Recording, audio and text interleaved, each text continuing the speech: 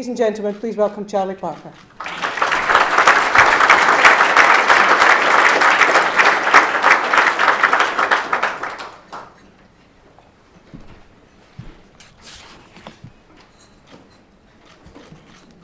Good afternoon, everyone, and thank you, Jennifer, for the invitation to speak today.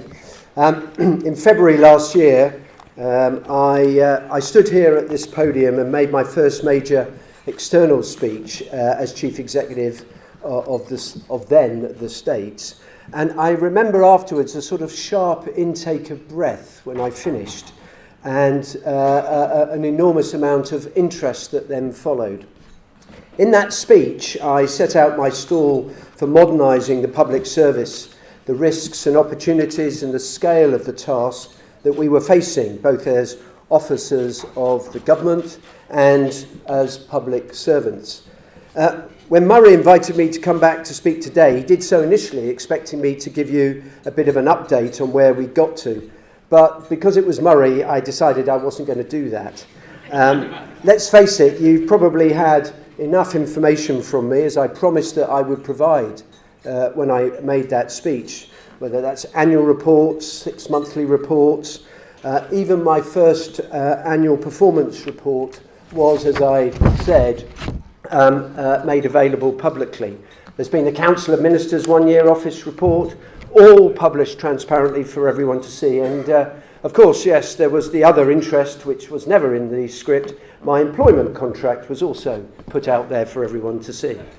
So, frankly, it would be a very easy gig to rattle off the long list of all the things that we've been doing since I last stood here. But instead, I thought I might reflect on what it's been like to be leading the transformation of the public service through this time of uncertainty. Some of the lessons and opportunities, the pitfalls and the blockages. And if I may, and I stress these are my thoughts, some reflections on the more interesting experiences that I've faced during my time. I can always allude to things in the comfort of this auditorium. First, though, I want to say I've never for a moment regretted coming to Jersey. It's a fabulous place to live and work. It's safe, clean, friendly, and beautiful. It has a wonderful history and heritage. There is a special community here in Jersey, full of courtesy, that's long been lost elsewhere in many other jurisdictions. I've met so many great people in business, the voluntary sector, charities, in the pub, at the rugby, or the racetrack, in the street, and of course, my favourite number one bus. I felt welcomed and supported by the majority of those I've met, including by many of you in this room today, and I thank you for extending the hand of friendship to me personally. And I work with some terrific people who come to work every day to do their best for islanders. It's not just a coastal town or a collection of villages that you might find in England or France. Jersey is a proud country, and that's what makes it different, exciting, and like no other place. And it's that uniqueness that makes it such a great job to be head of the public service. The island is also part of a global economy. Indeed, Jersey, over many centuries, has reinvented itself in order to survive and continues to do so today. It has to compete, and it needs to be competing with the best, otherwise it won't survive. And many of you in the room have recognised that, especially in the last decade, as you responded by making changes to your businesses. It's what good business do. I've talked to a range of leaders here on the island who have identified a number of principles that they use to implement business change. Where they set about introducing change, they did so by taking into account our environment, heritage, and unique setting here in Jersey. They created an offer that differentiates Jersey from other locations, but maintains its competitiveness. And despite what is sometimes reported, these simple principles are no different for how we should change our public services. But Jersey is also a small community. Everybody knows everyone's business.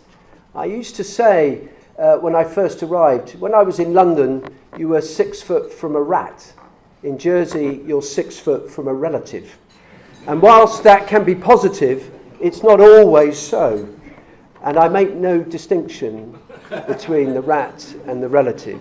That's a matter for you. I personally find all of that very endearing. But it's a small community, and word spreads like wildfire. Jersey likes its myths, and there's been a fair few about me. Whether apparently it's being barred from my local, the Dolphin in Gorey, and with the greatest respect to the Dolphin, I can't quite imagine what I have to do to get barred from the Dolphin.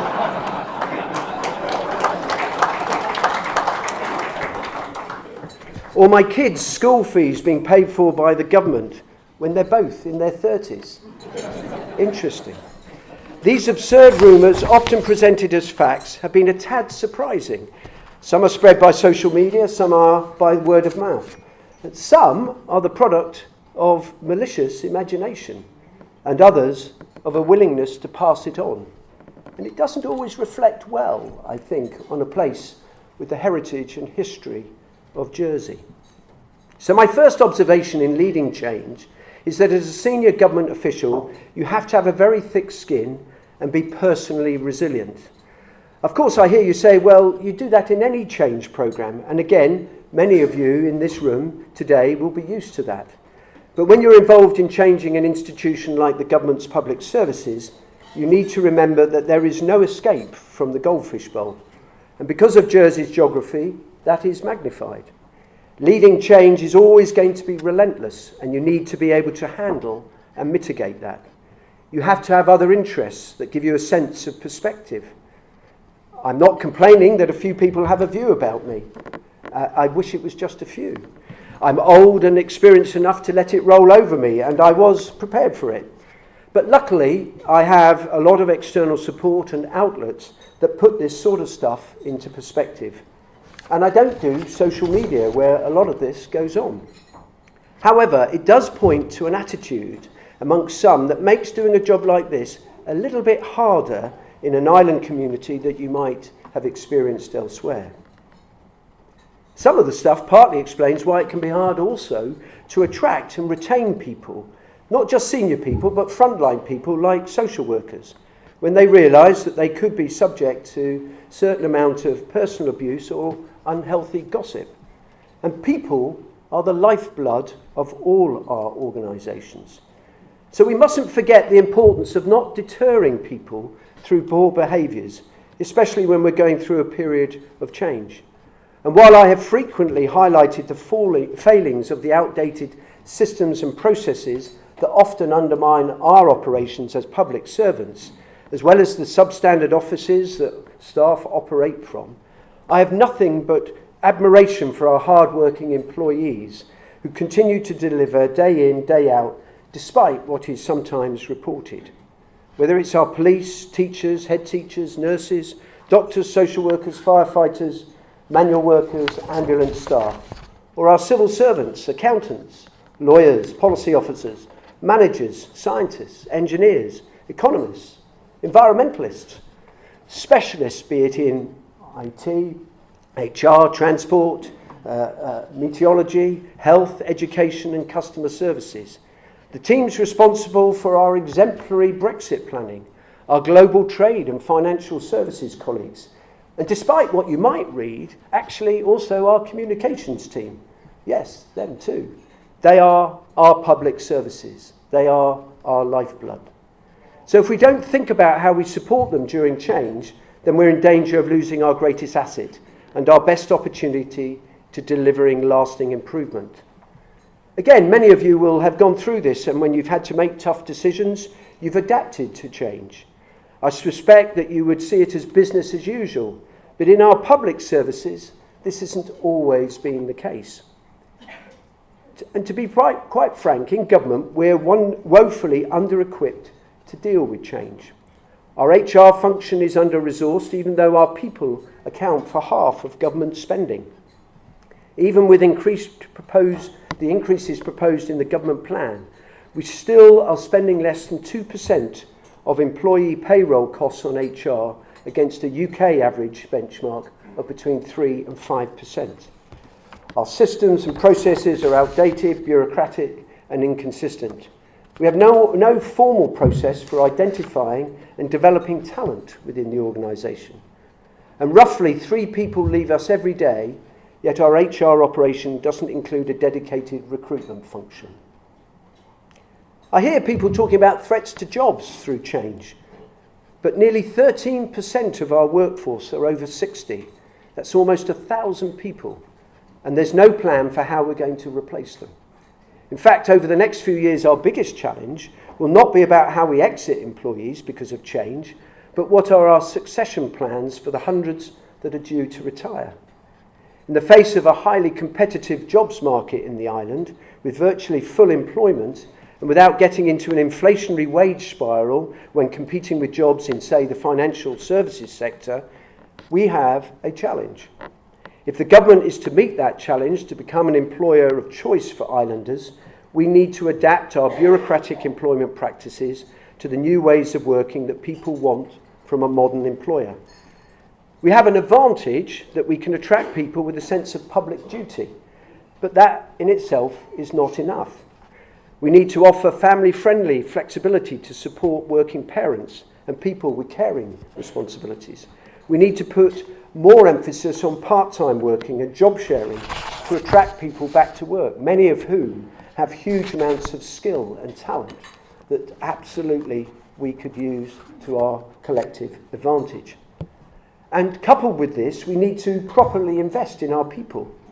Our corporate training budget currently equates to an average of just £10 per employee per year. And while some employees will get training costing £1,000 or more, many more will get none at all for the whole of their career whilst in the public services. Most of you here today will know that you can't change an organisation unless you invest in your systems and invest in your people and make real efforts to bring them with you. That's why the Council of Ministers has supported in the government plan real investment going forward. Sometimes that will be in partnership with other organisations to help us start to modernise the systems and processes we rely on.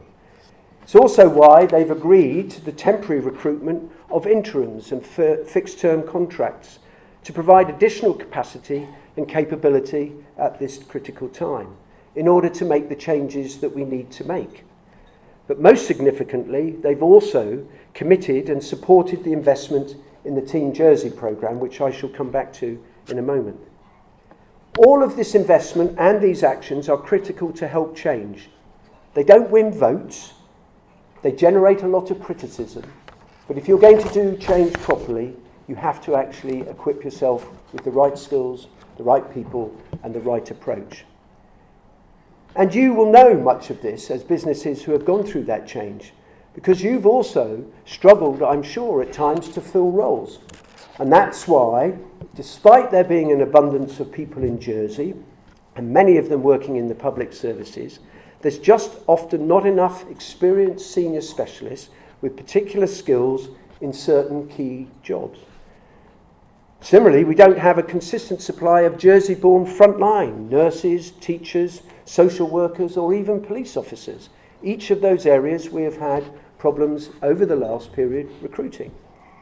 So like many of you, we have had occasionally to look further afield when the local supply for such key personnel just isn't there, both for the short term and, on occasion, for permanent staff. Most sensible people recognise that you often need to get a short-term injection of capability and capacity to drive through change, and that's what we're doing. Alongside this short-term issue, though, you need to invest in the skills of your own people and change the culture of the organisation to ensure it's embedded for the long term to support the development of talent. And we are now embarking on that in our public services after years of not doing so. I've talked before about the different stages of transformation in a number of speeches I've made over the past period. So for the Jersey Public Service Reform Programme, we had to initially get to grip on the organisation in order to stabilise it. So inevitably, there's a command and control element to this period of significant disruption. But just telling people what to do won't create a sustainable organisation in the long term. In my experience, changing the culture of a large organisation just doesn't happen without the strategic intervention, particularly if there is no internal track record of delivering the necessary changes. So very early on, we sought to secure a partner to start to deliver a behaviour and leadership programme to shift the established culture, and we've called this Team Jersey. And the politicians who made those decisions were extremely brave because it costs quite a lot of money. But in terms of the return for that investment, the payback will be huge. Again, this isn't new, and I'm sure most businesses in Jersey have recognised the need on occasion to tackle entrenched behaviours across the whole organisation when they need to make change. And as I say, it costs money. We've only ever focused on the top 100 leaders and managers in the organisation in the past. And even there, you can't flick a switch to turn leaders who have worked in old ways or under certain direction into modern, visible, empowered leaders without some sort of help. Taking difficult decisions and leading teams across, as well as up and down the organisation, is essential if your business is going to survive. So with the help of our Team Jersey partner, we're currently empowering over 1,200 leaders and managers to give them the skills necessary to be able to take greater responsibility, bigger delegations in order to deliver some of the changes. We've established 5 modules covering issues such as crucial conversations about performance, leading organisational change, building high-performing teams. In addition, we've also now launched the phase where all our employees can engage with the Team Jersey programme and be taken through all the various modules. For many, it will be the very first time that they've had the opportunity to participate in an organisation-wide initiative, working with colleagues from right across government to further their skills and develop their opportunities for their careers. These sessions have been designed specifically in response to employees' feedback about shaping our workplace culture and living our values. And creating the capacity to drive down decision-making into the organisation, I believe, will be fundamentally important to ensure that we create a lasting and more sustainable public service. Giving people the opportunity to take responsibility for designing and delivering new services, to encourage them to take calculated risks and learn from their mistakes, is all part of what a good learning organisation should be about. And it's essential if you're going to deliver real behaviour and cultural change throughout our public services.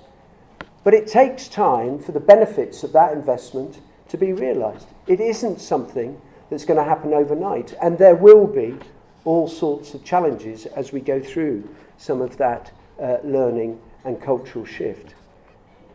In parallel with our changing workforce culture, we also have to be acutely sensitive to the political culture in Jersey.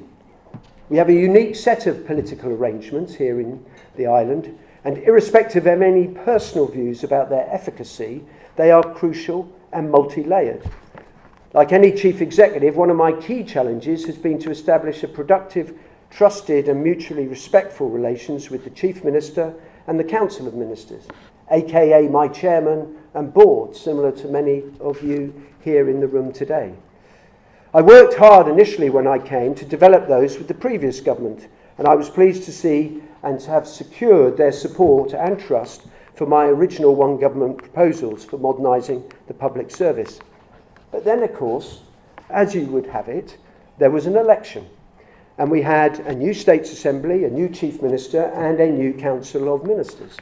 So I had to start again. This inevitably took time, and understandably, I have had to build new relationships, particularly as there were a lot of new states members.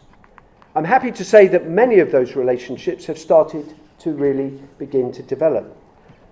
The current Chief Minister is very different from his predecessor, with the singular exception that they're both accountants, and so they know their numbers, and that is quite useful when you're being held to account. He cares deeply about Jersey and wants to do the right things for the island, including modernising our public services. We also have a strong Council of Ministers, and I think that the collaborative process that we went through with the development of the Common Strategic Policy and the government plan has helped enormously.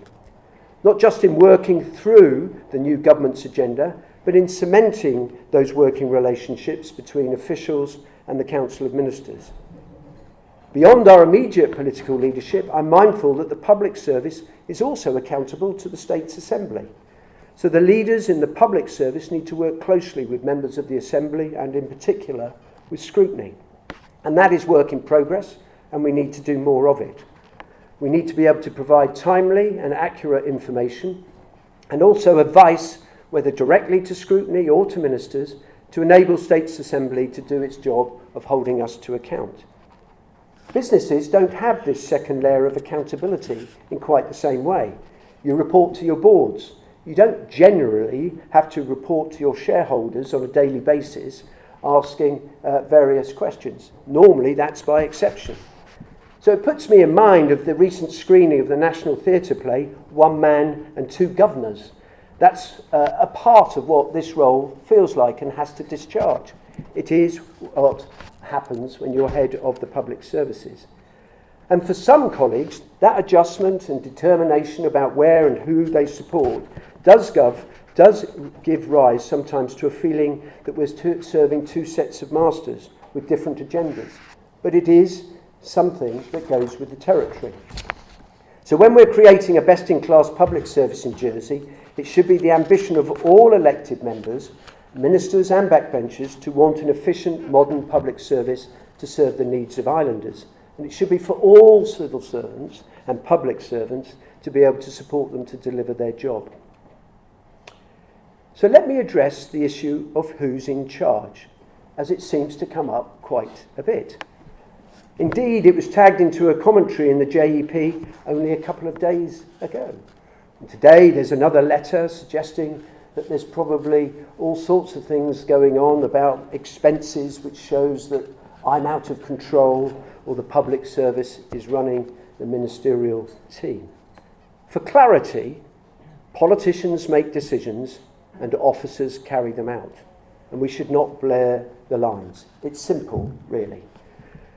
But being accountable to politicians, we also need to recognise the strategic responsibilities the executive has versus the operational responsibilities that the civil service has. And those are normally clearly defined in the code. So the Council of Ministers are in charge of strategy and policy. Public servants are responsible for carrying out the Council of Ministers' wishes. And I'm also clear that in delivering change successfully in a political environment, you have to work with politicians, because if you don't, it won't work. And you never, ever, despite what people suggest, try and assume that you are in control. It is a political environment in which we work. But we also need to work in partnership, both with ministers and States Assembly, and never as partisans, because the transformation of our public service is a must for all of the island. Not just a priority for officers, but also for politicians. It's not a nice to have, it's essential to the interests of taxpayers and stakeholders. It helps improve the productivity of our economy, and it enhances the island's reputation for strong, modern, democratic government. In short, it's essential for the whole of government to play its part. In my experience, one of the big challenges for anyone leading change is also being able to lead an organisation that doesn't either recognise that change is needed or doesn't recognise what good looks like.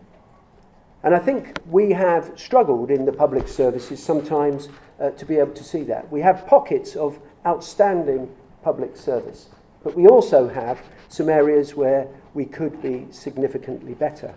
And I think when I joined the organisation, that was one of the key things that I found.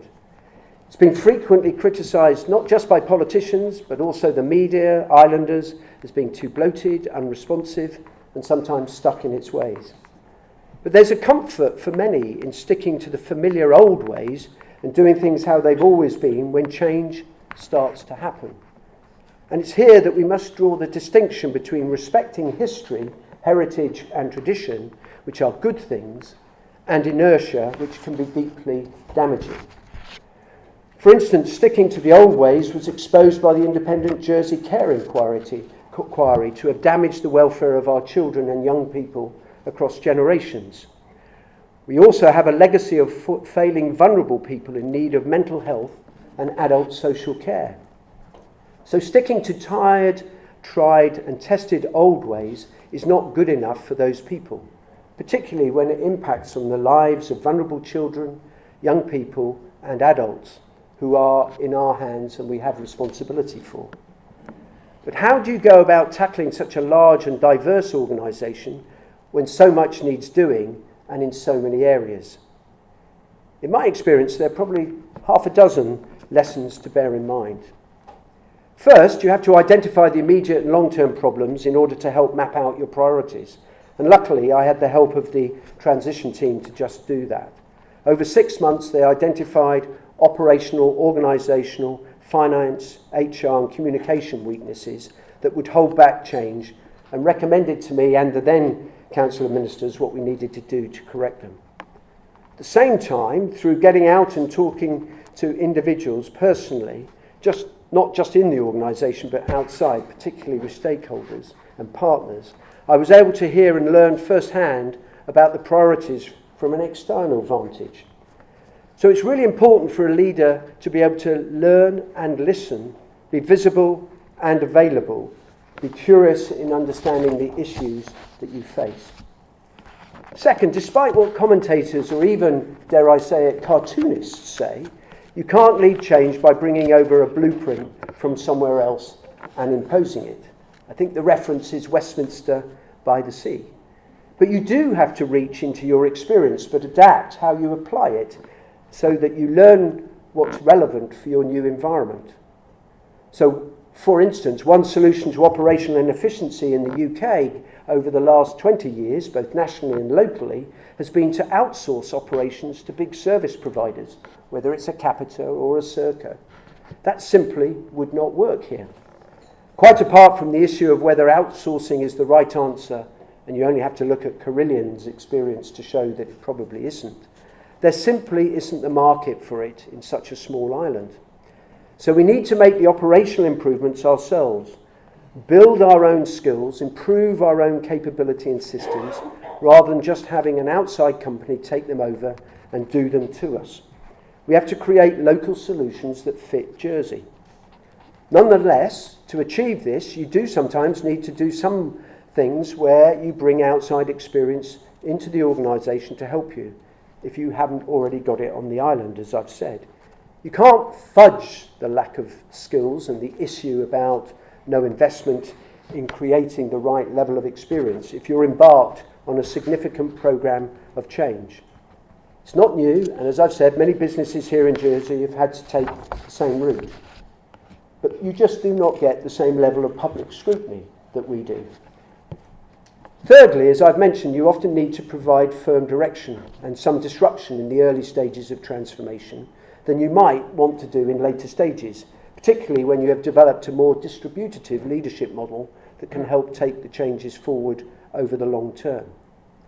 Again, fourthly, once you're sure of your objectives and you know what needs to be done, don't allow yourself to be deflected. Be flexible, adapt, and of course don't allow yourself to be knocked off the main course, or you may find you never find the tracks again. Here in Jersey, one potential derailer has been the disputes about pay. Although it hasn't been an easy one, we've reached a number of negotiated agreements with most of our employee groups. There was an awful lot of comments, some from politicians, clearly from the media, unions and the public, about how we should slow, halt or reverse the changes we're making to avoid prolonged disputes. And that's often what we've managed to do in the public sector and never dealt with the problems that have been long-standing. And much of the pay disputes went back over the last decade. And we know from our own employee survey, the first for the whole of the government in 9 years, and from the Team Jersey Phase 1 report, that morale is low and the pay disputes certainly affected it. And that was partly driven by the fact that we're making changes. But as we start to deal with the issue of pay, and as we start to make the changes, a dip in morale, which is always the case in large organisations, which goes through fundamental restructuring, goes down always before you come up. However, in the same employee survey and the Team Jersey report, we also heard loud and clear how proud employees are of working for public services, how committed they are to their jobs and teams and to serving the island. And in fact, they also said they understand why the public services need to change and why they need to be part of it. That doesn't mean to say they always know or agree with what those changes should be. And as we've gone through the tiers of leadership, people have been fearful about what it means for them personally. So we have to continually strive to improve our communications and engagement with staff. But still, and this has been my experience in Westminster, Oldham, Manchester and Liverpool, provided you explain what you need to do, why you're making the changes, and how you're going to do it and keep people informed, eventually it starts to click and eventually you make the changes. And you get up the change curve much more quickly. And that's one of the reasons why I've had to keep my foot hard on the pedal. The faster we push through the changes, the quicker they'll be over, and the uncertainty that worried our workforce can come to an end. Indeed, it's one of the personal, perennial dilemmas in any change programme. The faster you go, the more of a shock it is, but the slower and softer you go, the longer you're drawing out the uncertainty. So my own experience is that it's always better to do it as quickly as possible. And when I haven't done that in the past, I've regretted it, and I've had the feedback from staff who've said subsequently, you should have gone quicker. And in the Team Jersey report, we've seen that dilemma. Staff said it was going too fast, but they also said they wanted the changes over and done with. So what do you do? How do you change that? You have to communicate. You have to spend time. And although it's taken longer than I would have liked, because of a variety of legitimate reasons, I hope by the end of the year we'll be pretty much done with the formal restructuring phase and we can move forward. However, as new IT systems and online services come on stream, there'll be further changes to what and how we work with affected people in those areas. And that happens with continuous improvement. And many of you will have been doing that again for years. It's no different in the public sector. Fifthly, you're never going to be popular. People just do not like change. As I've mentioned previously, there is some who talk about change as if it's an attack on Jersey, its history and its heritage. It's easy to focus on one particular person as seemingly the cause of all the island's problems. To put it bluntly, when you introduce large-scale change, some people prefer things as they were and who would go back to see what, as they described, the halcyon days that perhaps have long since gone. Then there are some who demand change but then recoil when faced with them, because it's not quite what they thought that change would look like. Can I have another type of change? Is this what change really looks like? Do you know what? I think I'll go back because it was much safer and better where it was and where we came from. And some people still don't even know what they want. They just don't want whatever it is that you're proposing that they might want.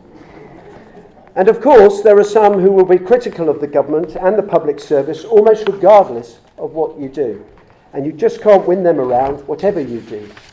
So in my experience, you need to be clear, resolute, tough and honest, but also stick to the plan. Remembering it takes time, remembering you have to communicate, and eventually there will be the benefits. And finally, you can't do this on your own. You have to do this with teams. Developing the capability to create high-performing teams to lead all parts of the organisation is essential if you're going to deliver sustainable long-term change. The Charlie Parker show is really not the way in which actually the public services will improve in Jersey. It has to be a much broader team effort. And you have to invest in those teams. You have to coach and mentor colleagues, and you have to give them the power to be fully accountable for their area of responsibility. And I have to say that I think the Council of Ministers and the State's Employment Board have recognised that and want to see that through. I know, talking to a number of Assembly members, they realise that that is going to have to be a significant bit of investment.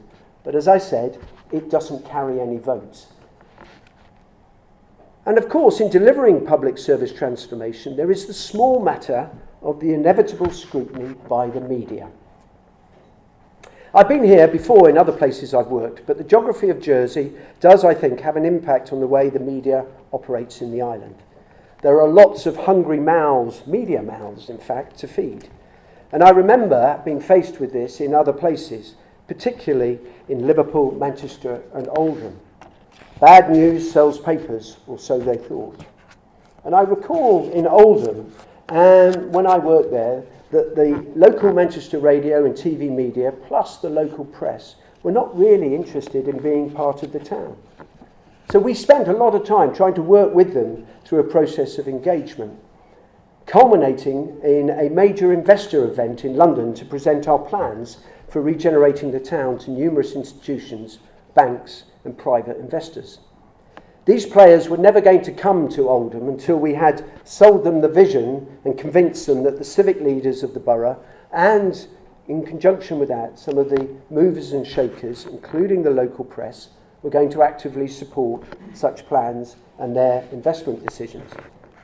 We had to create a compelling narrative for our place that would help convince them to invest in the regeneration of a northern former mill town that had been the centre of riots less than a decade earlier. It had to work for investors so they could make their return. It was important for citizens to see the opportunity to improve their town. It was essential for politicians to reset the image of Oldham. But the media told us it was not the right thing to do. It's a waste of public money. It shouldn't have been going to London, and therefore it wasn't in the interests of the town. So we decided to deal with it in a slightly different way, and we put them in discussions with the investment community, who had been very critical about the way in which that relationship was impacting on their investment decisions. And as a consequence, the media started to better understand the power of being more positive about the town. That wasn't to say that they wouldn't still challenge the local authority, politicians, or indeed me as the chief executive. But they moved away from the default setting of relentlessly searching only for bad news. They began to recognise that they needed to be proud of their town every day, and they could be part of a solution and not part of the problem. Over time, they became important advocates for the changes, whether physical, transformational, or organisational. So what's it like here? Well, interestingly, our comms team monitor and measure the government's media coverage so we can better understand the drivers for many of those hungry media mouths. For example, to make the point, and it is only to make the point, it is not to single out, they found that the local paper gives negative stories much more prominence than positive stories, both in size of the article, how high up it's in the paper when it's talking about the government. And these sometimes only include a brief quote at the end of the article for balance. So what, I hear you say, that's the role of the press, and it's entirely appropriate that the press challenge and hold you to account. And I agree, it is important. But nonetheless, this default negativity does have an impact on staff's willingness to take risks, raise their heads above the parapet, and to do some things which might be different. It makes delivering changes harder for those who are less experienced in delivering change, and when consistently criticised, they then think that we are constantly up to no good. Yet when the media take time to do some in-depth sessions, both with me, with politicians and other colleagues, whether by interviews or the TV or the radio, they often get a better and more accurate picture of the changes we're trying to deliver, the reasons why, and the long-term benefits. So my sense is that if we can get the media to understand the modernisation of our public services better, rather than seeing it as a cheap source of easy copy, we can all be able to tell the narrative of what's important in terms of stories for islanders. I may not have centuries of Norman French heritage behind me, but I do know that Jersey folk are decent and courteous and generous and welcoming. I believe that islanders want the improvements that we're trying to deliver for them. They want joined up public services delivered in one place and often delivered online. They want the government to be more effective. They want our public services to stop wasting money through inefficiency and outdated systems and processes. So they want money that's made available through those efficiencies to be targeted for local services and improvements. They want proper long-term planning, like the island plan and the government plan, so they can see the direction of travel, understand what's been promised, how it will be measured, and how it's going to be paid for. And we now have that, and that is the fruit of the work of the government over the last 12 to 15 months. And that is what will be delivered by public services on behalf of that government and our ministers. Being Chief Executive is a unique challenge, and I'm privileged to have been entrusted with leading the public service through this period of change. I've said before that this is the biggest and hardest job I've had to do. It just happens to be in the smallest place. But what a great place, eh? Although I'm less than 2 years into this 5-year project, I'm confident, despite the challenges we're facing, that we have an improved and repositioned Jersey's public services at the end of that period. From being one that was behind the times in so many areas to one that is performing amongst the very best. So these are just some thoughts. Thank you for listening. And also to many of you in this room, thank you for the support so far. Onwards and upwards.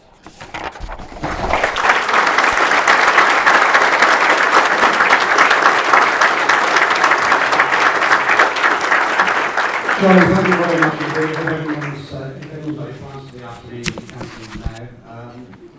Got a few questions you'll see coming up on the screen very, very shortly. You mentioned timeline, and though you're not as far ahead of the curve as you'd like to be, so where are you on that curve? Are you behind it? Are you frustrated by it? How far? What have you got to do to make it up?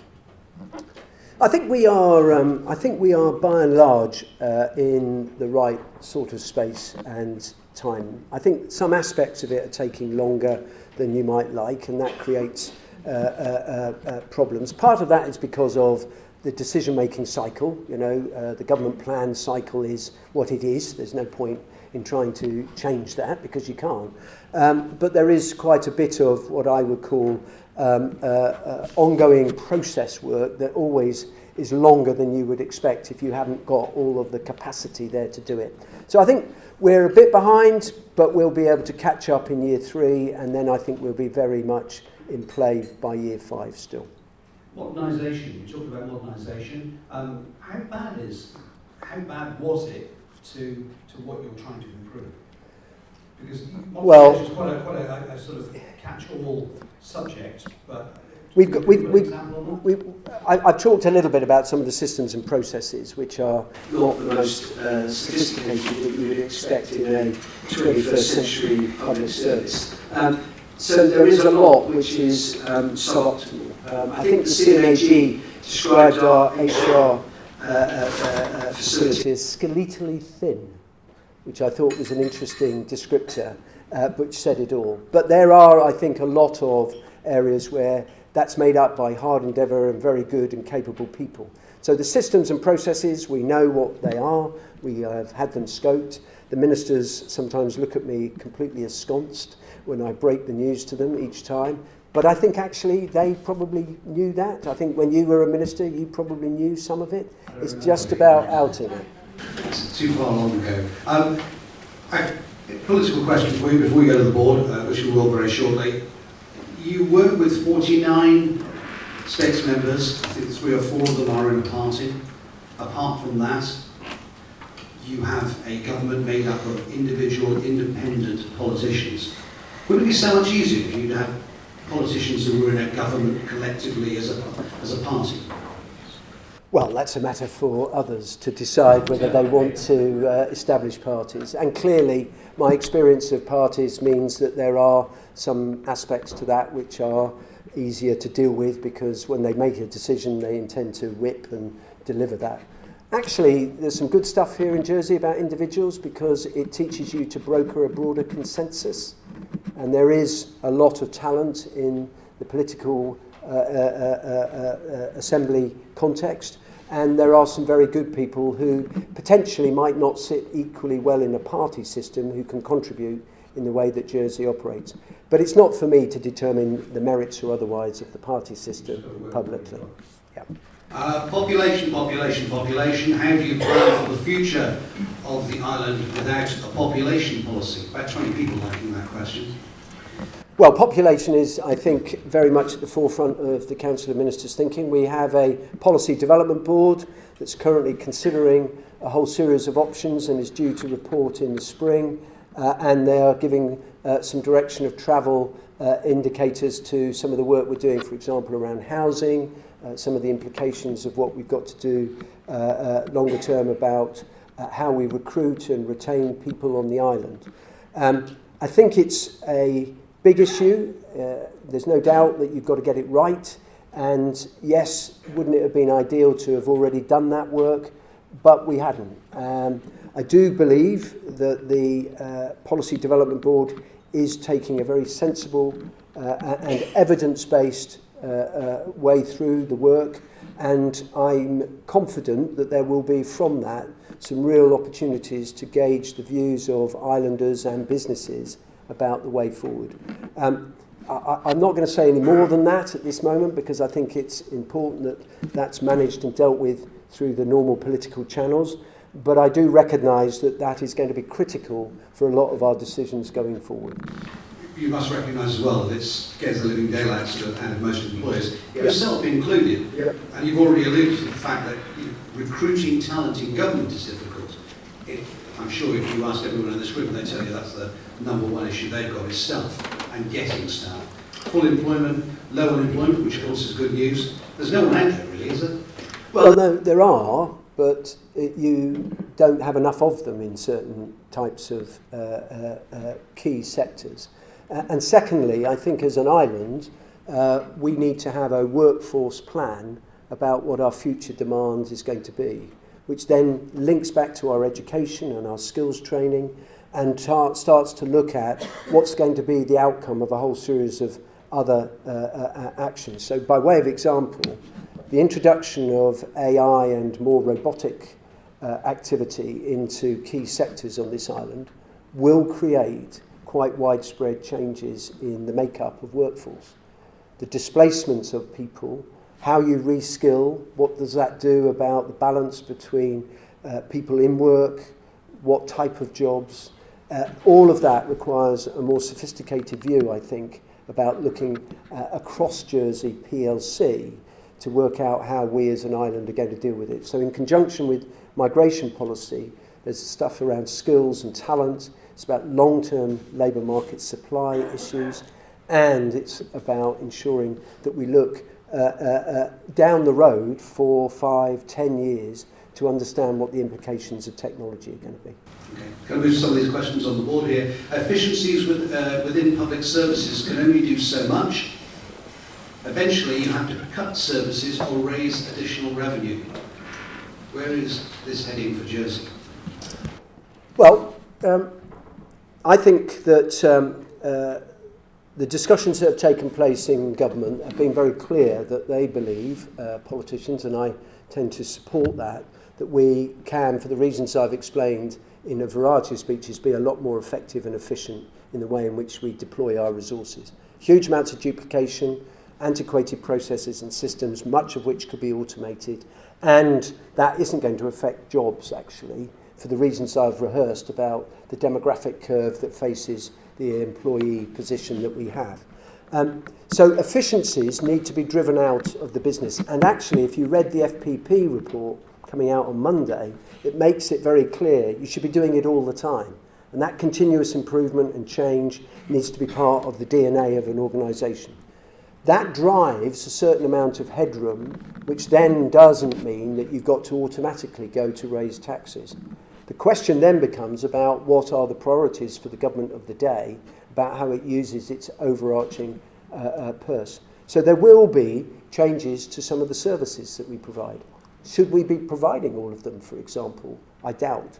Should there be a different way of doing it? Well, I do wonder whether we are taking into account some of the experience and opportunities to deliver services outside of ourselves. So a good example is around mental health and therapeutic services. We have a vibrant third sector that does a huge amount, often better, it reaches further, works with parishes, you can establish stuff at a more local base, which is really important. Support for older people, keeping people in their homes.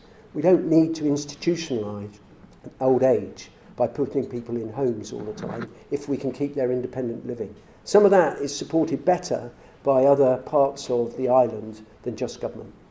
Okay. You've not mentioned the hospital. £40 million plus would have filled the shortfall or supported many of your aspirations. Who is accountable for this waste of money? So the position on the hospital and the write-down, much of which was capital actually, not revenue, so you can only use it once. So it wouldn't necessarily have plugged the efficiencies hole, as perhaps the question alludes to. That's been well documented. It's not for me to talk about decisions that have been made in the past. We are where we are, and we're getting on with it. So the issue about the hospital hasn't been just in the last 5 minutes. This has been going on for at least a decade. Where we are now, though, I think, is that we're beginning to do things in the right way. The first thing we've got to determine is what's the model of care for this island? How are we going to deliver, and what, therefore, is the requirement for delivering that in terms of buildings? And how and what does that mean for the type of hospital we want, the size of hospital we want, which ultimately affects the cost of the hospital? But have we known that for at least the last... So P82, as it's referred to, which was the idea of more independent living, more primary and secondary care delivery of services, actually wasn't taken forward in the way that it should have been over the last 4 or 5 years. And what we're about to do is launch the review of all of that work and take it to the next stage, which I think will give islanders a real sense of direction of what we need to do here in Jersey to promote modern 21st century healthcare. At which point we will then be able to have the debate about the physical manifestation of the activity that supports that. But if we do it right, and I think that debate is about to kick off, the Minister is going to be making some announcements, then I think we can engage islanders in the right way to determine the final resting place for the hospital. You understand the frustration from many, though? I do, and I get it, and we could have probably got here a bit earlier if we'd been able to make some of the changes that we're trying to do now about collective working across public servants. I also think that we as public servants haven't helped the debate in not being able to give a vision and a clarity to ensure that politicians can make the right decision. What are you doing to make it easier for local businesses to deliver services to the Government of Jersey? For example, improving procurement and payment processes.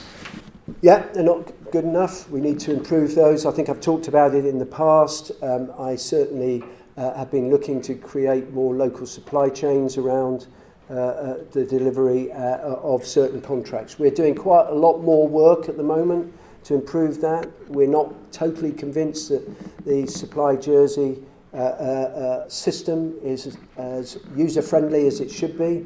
And I think that we've got to do much more meet the buyer occasions to start to talk people through activity. We get a lot of people pitching for work, but not necessarily understanding what it is that we want them to pitch and why and how. And we need to do a lot more about that.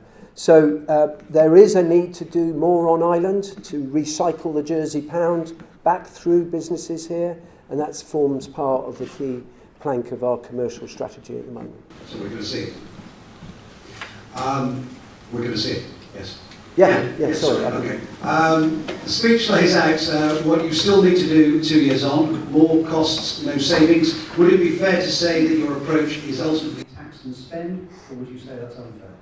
Well, I think I've answered that. The answer is we've got £100 million of efficiencies to make. We're due to make £40 million of efficiencies in 2020. The plan is about to be published in the next couple of weeks. That doesn't feel to me like I'm spending more. It means I think I am doing what I said I would do. 100 million is quite a big number, but it's not really as big as perhaps you will have found in other public bodies elsewhere in other jurisdictions over the last decade. Going to take 2 more questions, then we're going to call it an afternoon. Before we do, the island is losing Jersey-borns due to the employability and choice after graduating from university. Young people aren't returning to Jersey, that's another question which I want to bring into that. How's the state addressing the attraction of bringing young, recently qualified postgrads back to our island? Is there a scheme for this? Is there a thought process? Yeah, so the Education Minister is definitely looking at the whole issue about where and what incentives there could be around supporting people through further education and where maybe there is a payback to the island for some of that. I mean, it's not complete, that work. It's a matter for politicians to take that forward. But there is a recognition that we need to be able to incentivise those people that have the skills that we perhaps need to be able to feel that they can come back. But it's also important, can I stress this, because it is really important, it's not always appropriate just to say you have to come back. Sometimes it's good that people go away and then come back. So it's having a mixed economy which does it right for the island and for the labour market. And the other thing that we're doing a bit at the moment is we've got to grow our own. So the professional qualifications can be done on island. So this year, if you recall, I talked 15 months ago about social workers. We've got the first university-based social work course opened on island. We've got 12 Jersey people starting their training, and that number will go through and increase year on year over the next 5 years. That is also part of the solution, and it's absolutely critical. So it's not about leaving the island, it's about being trained on island and providing us with the professional competencies in key areas where at the moment we can't get the right skills. Okay, so plug one subject out of the air from the board there, which is depopulating of an island from small economies. It's a real danger that if you get into a downward spiral of a small island economy, if you get depopulation, if you get people leaving more than coming, you're in trouble. So, you agree with that? So, presumably, controlled growth of the population is the way forward?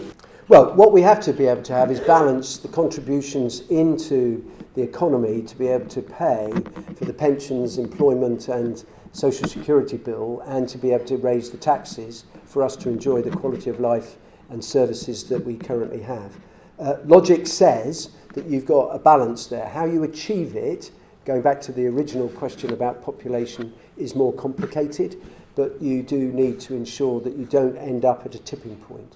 And when you do, you can never get back from that, is my experience. Ladies and gentlemen, Charlie Parker.